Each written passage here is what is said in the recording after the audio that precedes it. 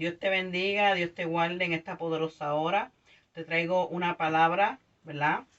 Es un pequeño estudio, una palabra como lo quieras llamar. En Lucas capítulo 17 habla acerca del perdón y de la fe.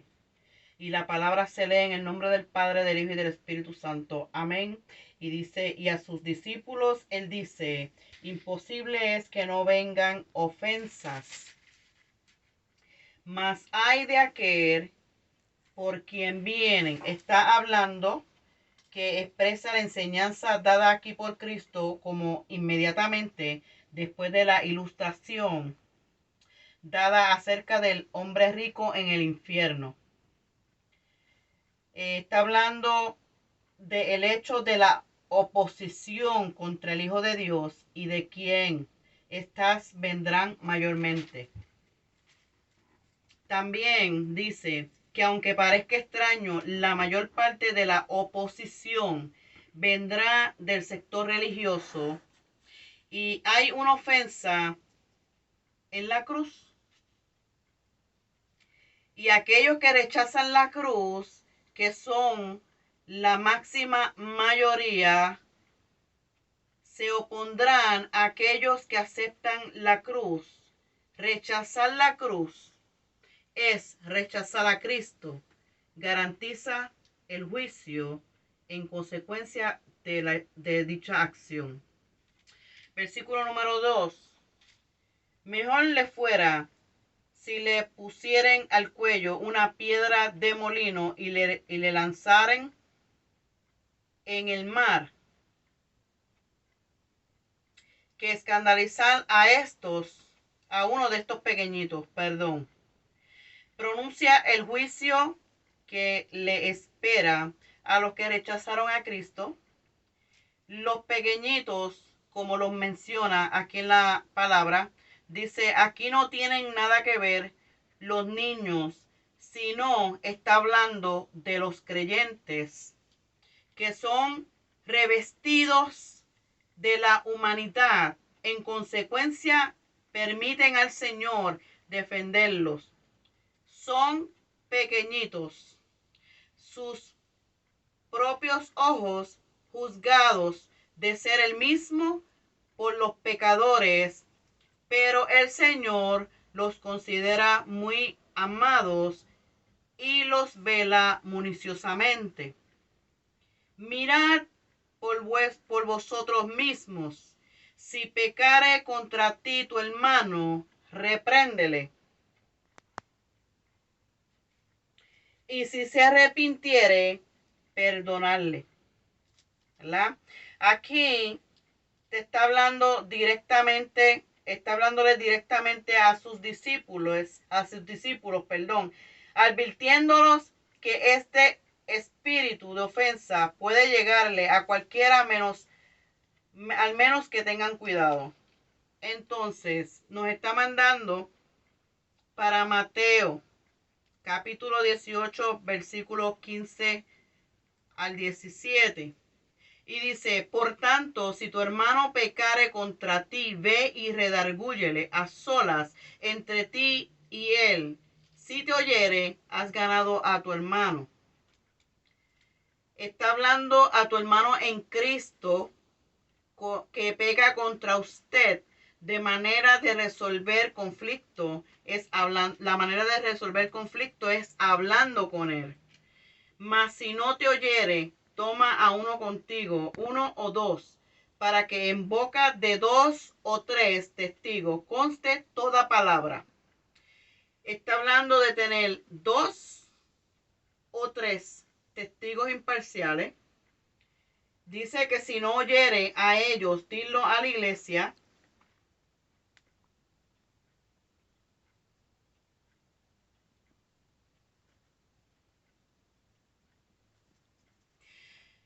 Dilo a la iglesia, y si no oyere a la iglesia, tenle por pagano y publicano.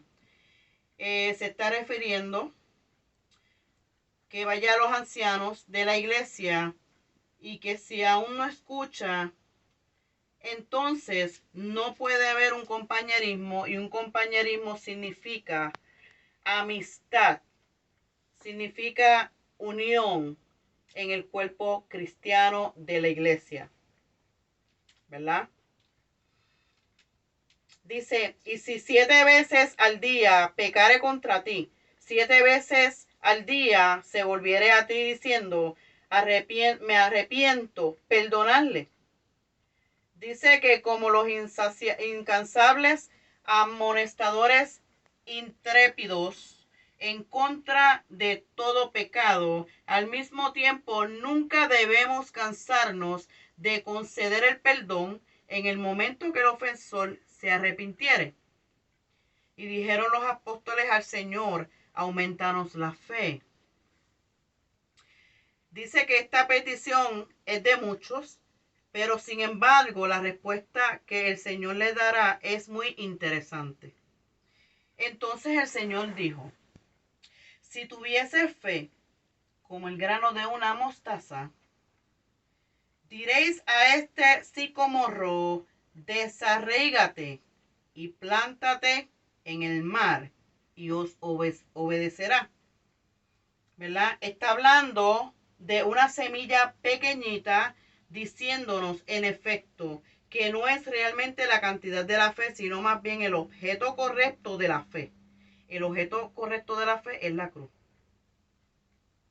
Dice que el traslado de árboles y montañas era figura retórica, proverbial entre los judíos de esa época, expresando la superación de grandes dificultades. Y entonces nos envía para 1 Corintios capítulo 1 versículo 18 y dice, porque la palabra de la cruz es locura a los que se pierden, pero a los que se salvan es saber a nosotros el poder de Dios.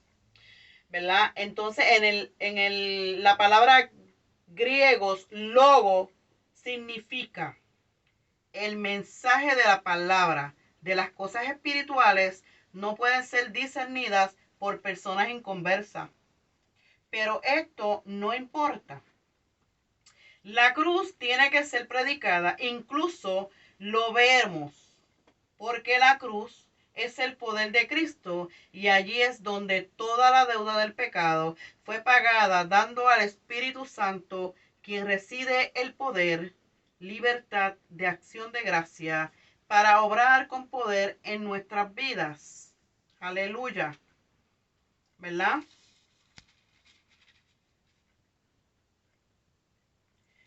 Volvemos al versículo 7. ¿Y quién de vosotros tiene un siervo que hará o apacienta, devuelto del campo, le diga luego, pasa, siéntate a la mesa? Está hablando inmediatamente. No le dice antes, prepárame algo para cenar y vístete apropiadamente y sírveme hasta que haya comido y bebido, y después de esto, come tú y bebe. Está hablando de un siervo fiel que se ocupará primero de sus deberes y luego de sí mismo. Da gracia al siervo porque hizo lo que le había mandado. Pienso que no. Está hablando que de ninguna manera.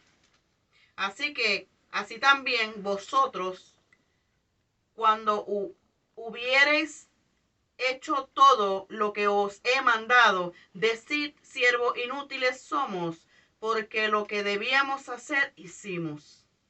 El Señor, en esencia, dice que haciendo o habiendo realizado todas estas condiciones, era su deber, ellos no serían más siervos inútiles. Es un golpe mortal a la doctrina de salvación por obras. El discípulo ha de decir, soy un siervo inútil. El maestro dirá entonces, bien, buen siervo y fiel. Y nos manda para Mateo 25, capítulo 25, versículo 21, el cual dice: y su señor dijo: buen siervo y fiel, sobre poco has sido fiel, sobre mucho te pondré. Entra en tu gozo del Señor. Como vemos en la fidelidad, la cual está siendo recompensada, contrariamente al pensamiento popular de Dios, el cual no nos ha llamado para que seamos exitosos, sino para que le seamos fieles.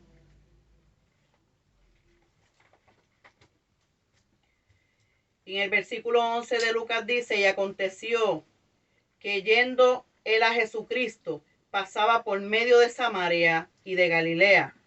El Señor viajaba hacia el oriente, al Jordán, donde él pasaría y viajaría con rumbo hacia el sur, Jerusalén, en el lado hacia el oriente, que era la ruta más larga. Y entrando en una cierta aldea, le vinieron al encuentro 10 hombres leprosos, los cuales se separaron, de lejos. Está hablando de la ley levítica, que declaraba que tenían que estar retirados por lo menos a unos 30 metros, 100 pies de la otra gente.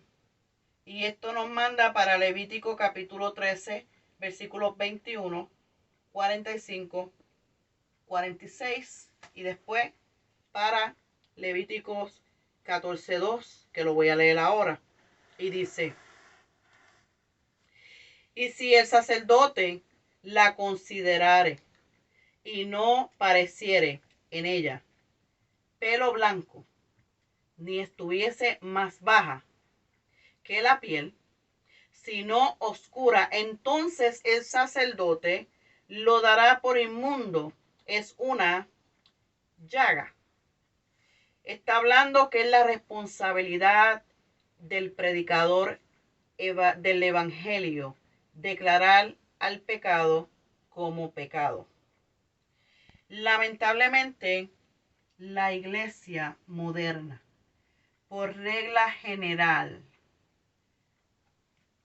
ha intentado dar una nueva definición al pecado al referirse a ello. En otros términos, le vamos a dar un ejemplo, que es: al alcohólico ahora se le llama enfermedad. Si es un alcohólico, ahora en la iglesia moderna lo utilizan muchos como que es una enfermedad.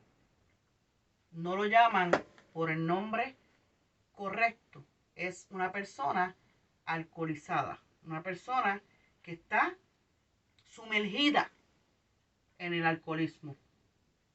Por no decirlo como es, lo disfrazan y ponen: esta persona está enferma. Y seguimos.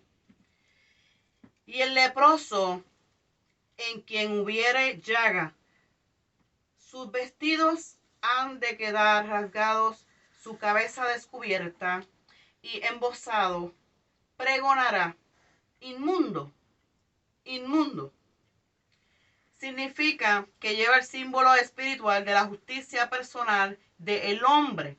Es insuficiente para ser aceptado por Dios. El vestido rasgado del leproso dice: soy desecho inútil y estoy separado de Dios, lo que significa, en otras palabras, que está desnudo ante el juicio de Dios cuando alguien confiesa por cualquier otro medio que Cristo y la cruz, y lo conoce o no, está diciendo: inmundo, inmundo.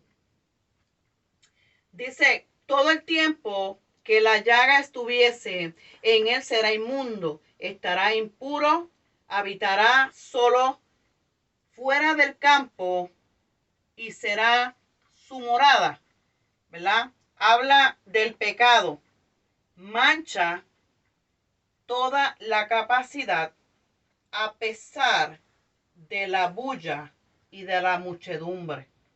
Hay una soledad terrible en cuanto al pecado. El pecado separa al hombre de Dios. Levíticos 14:2. Esta será la ley del leproso. Cuando se limpie será traído al sacerdote. Como el sacerdote era un tipo de Cristo, hay limpieza para el pecado solo en Cristo y en la cruz. Por lo tanto, el pecador tiene que ser traído a Cristo y no a la iglesia. Las buenas obras, porque Cristo vino a tierra para diagnosticar, corregir y restaurar por medio de su Santo Espíritu. Él es el único que puede levantar, sanar y limpiar. Amén. Y seguimos acá.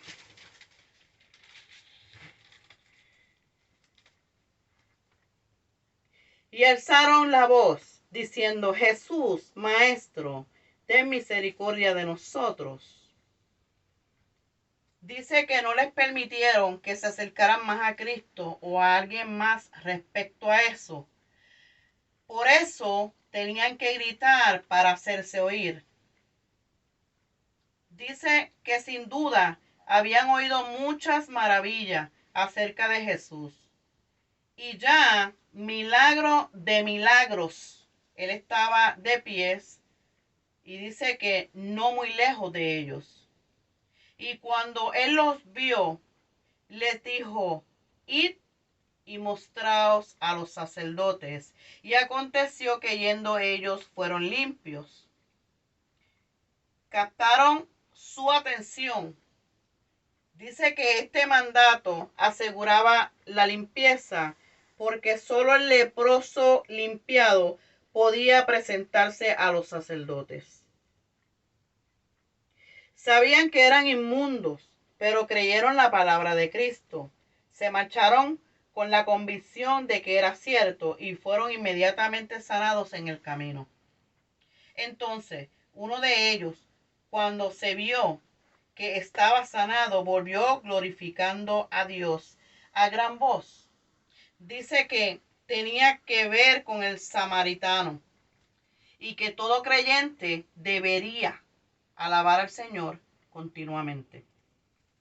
Y se postró sobre rostro a sus pies, dándole gracias. Y este era samaritano. Dice que lo que Jesús hizo por él anulaba su fe nacional en el monte Gerizim. Con razón lo atrajo al camino correcto. Y eso está en Juan 4:22. Juan 4:22. Y dice: vosotros adoráis lo que no sabéis, nosotros adoramos lo que sabemos, porque la salvación viene de los judíos. Dice que él no andaba con rodeos en cuanto a sus palabras, con claridad diciéndole que de la manera que adoras a los samaritanos no tenía validez con Dios. Lamentablemente, dice que lo mismo se puede decir de la mayoría de las personas en la actualidad, hoy en día. Dice que a lo que quiere decir que por medio del pueblo judío le vino palabra de Dios y que también el Hijo de Dios, quien solo trajo la salvación y lo hizo muriendo en una cruz. Amén. Y dice: y alzaron la voz, diciendo: Jesús, Maestro, ten misericordia de nosotros. Dice que no les permitían que se acercaran a Jesús. Y lo volví a repetir. I'm so sorry. Pero me voy para el 17 de Levítico. Amén. Y respondió Jesús, dijo: No son 10 los que llamaron, los que fueron limpios. ¿Y los 9, dónde están? Dice que los 9 eran indicativos de la mayoría parte de Israel y que esa época en particular unos ingratos. No hubo quien volviese y diese gloria a Dios, sino este extranjero. También forastero que había sido sanado sería indicativo de la iglesia gentil que había de cumplirse dentro de poco. Y dijo, levántate y vete, tu fe te ha sanado. Jesús levanta a gente, declara que no fue solo sanado, sino salvado también. Todos ellos mostraron fe al pedirle a Cristo la sanidad, la cual recibieron. Sin embargo, solo uno, al parecer, le dio vida eterna, el glorificado a Dios. Él glorificó a Dios, perdón. Y preguntando por los fariseos, cuando había de venir el reino de Dios, y le respondió y dijo, el reino de Dios no vendrá con observación. Dice el Señor, en efecto, contestó que el reino de Dios estaba en aquel momento en su medio, ya que Él era el reino de Dios. Los judíos afirmaban que cuando viniera el Mesías, Él derrotaría a Roma, etcétera, etcétera. Jesús les decía que sus observaciones estaban equivocadas.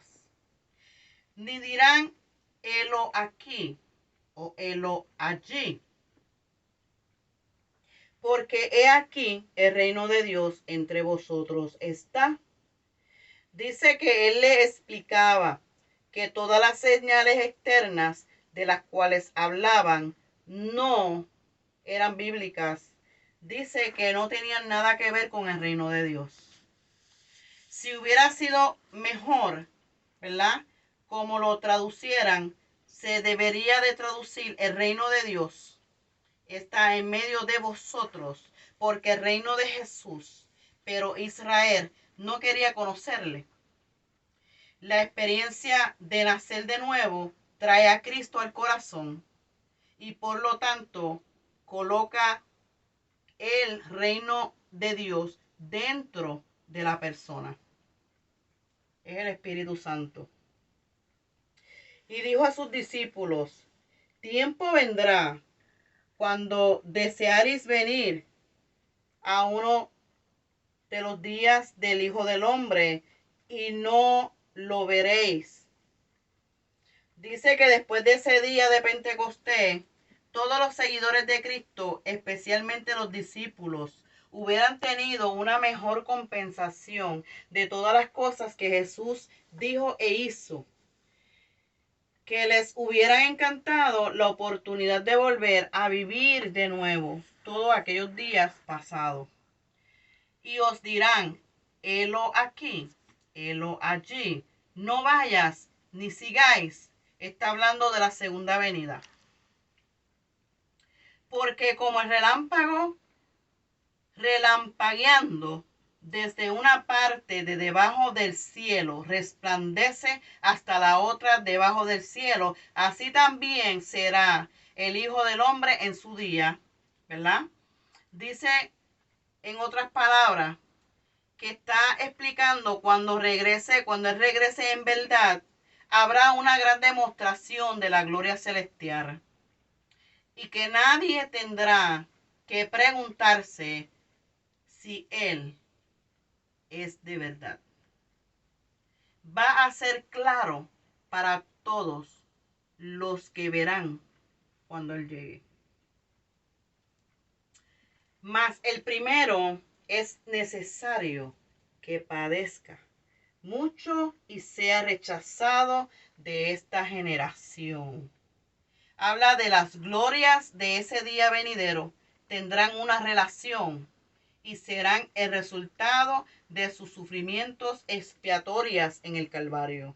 My God. Aleluya. Y como fue en los días de Noé, así también serán los días del Hijo del Hombre.